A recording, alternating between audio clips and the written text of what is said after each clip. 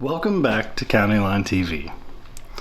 So, coming off of a weekend that you guys saw in the last two videos, I have just been riding that high. Oh, it's been surreal. I'll never forget that weekend. It was great.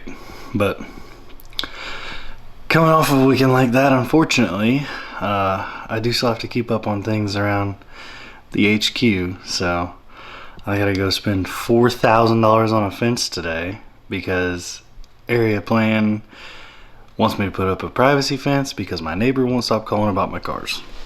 Obviously we have a lot of cars, so that kind of sucks, but that's what I'm doing today. Moral of the story is I gotta put some trailers on my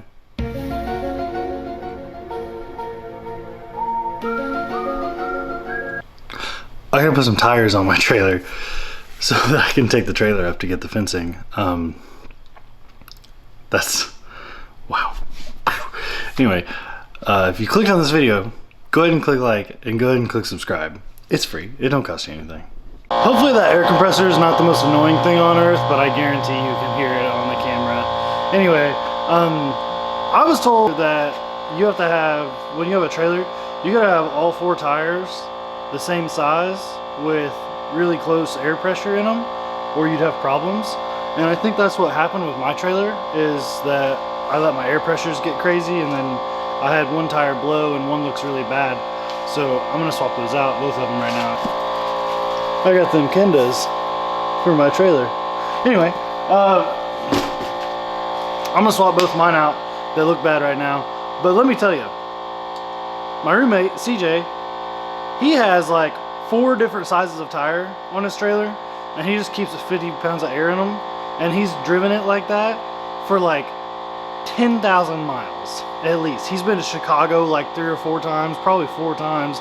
He's been to Florida loaded on the way there and back, no problems. I've taken his trailer all over hell. Like, it just doesn't make any sense. He can do whatever he wants with his trailer and not ever blow his tires. But me, I get the same size tire and end up with a little bit of funky air pressure, and she goes. But anyway, I got one of my spares.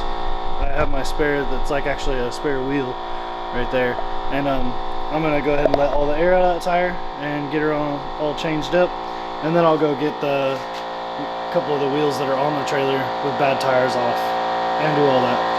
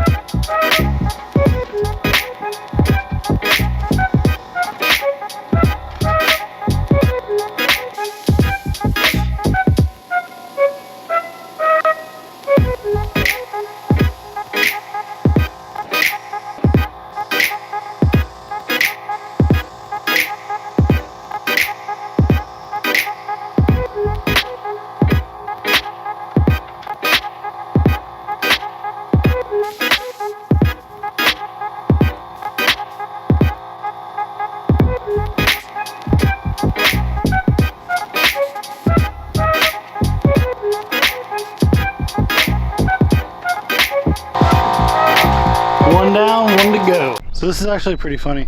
There's no jack anywhere on this trailer, but the tire that I need to change,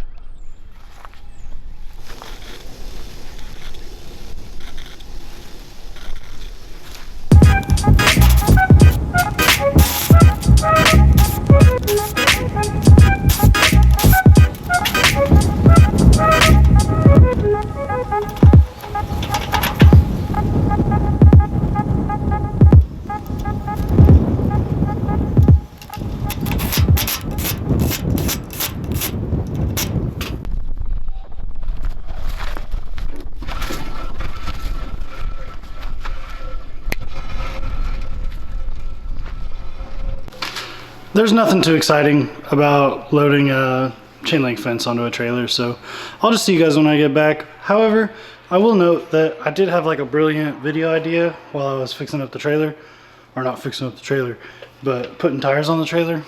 Two really. I do really want to very soon do a like trailer renovation video, and then also I want to do like an in-depth video on like how to change tires with a basic tire machine, because I don't know, I get a lot of questions actually about it. So, and I remember when I was learning I had a lot of questions too, but that's enough talking. I'll see you guys when I get back. Hey guys, it's the next day. Before I step out this door right here, I just want to apologize because I don't think that we've had less than like a 15-mile-an-hour sustained wind since this weekend. So it's windy out. So sorry about that. I hope the wind noise isn't too incredibly bad.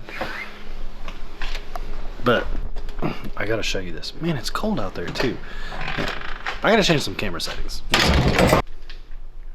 All right, here we go. Out into the wind. I bet you hear it already. I bet you hear it already. But anyway, I got a lot of fencing yesterday. I'm sure you can tell I'm not as excited as I was in the beginning of this video. I had a bad day yesterday, but there it is. Lots of tubes. That's like 6 rolls of, that's 6 rolls of chain link right there. That's a lot of fence.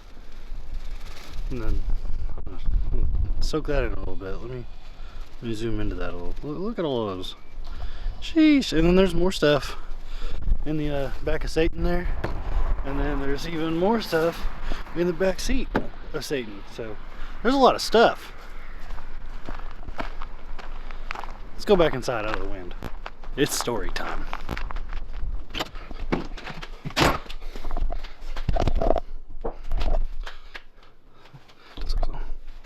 Story time. So yesterday, as you guys saw, I put some trailer tires on, hooked up to the truck and the trailer, and I drove up to get some fence. Now I got some fence. I watched some YouTube videos, which I need to watch more before I actually put the fence up, because I don't want to do it wrong. I want to do it right. But anyway, I was watching some videos, and a couple of different guys mentioned that the cheapest way to get good fence is through a fencing supplier that doesn't sell to the public. So that's what I did. Fortunately, Ryan over at Elevated Concepts, you guys have probably met Ryan? No. Okay, anyway, regardless, Ryan, he helped me. His cousin owns a fence contracting business, so he has ties with the fencing suppliers that don't sell to the public. He allowed me to use his like business ties to get the fencing at his cost, which is super cool of him, and I'm really appreciative because it saved me a ton of money. I still had to spend $4,000, but I just spent a ton of money.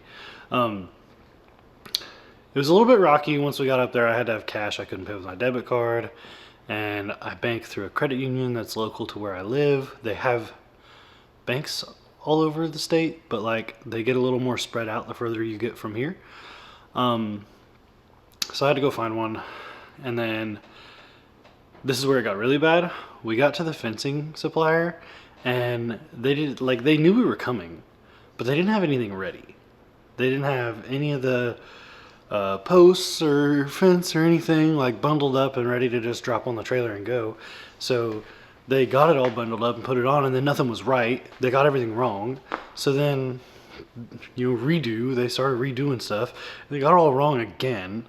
So I ended up being at the fencing supplier for like a long time, and it was a huge pain. And like, I was so frustrated. And then I had to like drive 90 miles an hour pulling my trailer to try and get to work on time. I ended up being late anyway. It was just a big mess, but